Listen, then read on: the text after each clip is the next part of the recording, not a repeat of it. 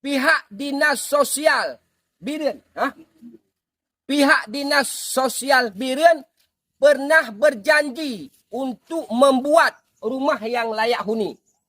Namun sampai sekarang tidak ada sama sekali.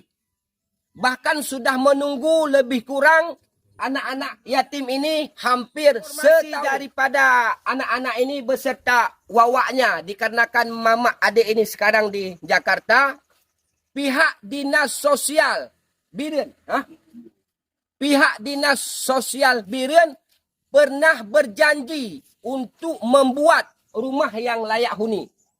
Namun sampai sekarang tidak ada sama sekali. Bahkan sudah menunggu lebih kurang anak-anak yatim ini hampir setahun.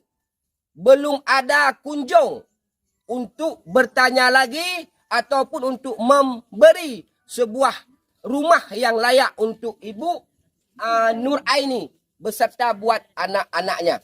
Jadi kepada pihak dinas sosial, kalau masih ada peluang, masih ada bisa membantu untuk masyarakat miskin, tolong datang kembali ke Desa Alumangki, Kecamatan Gandapura, Kabupaten Biren.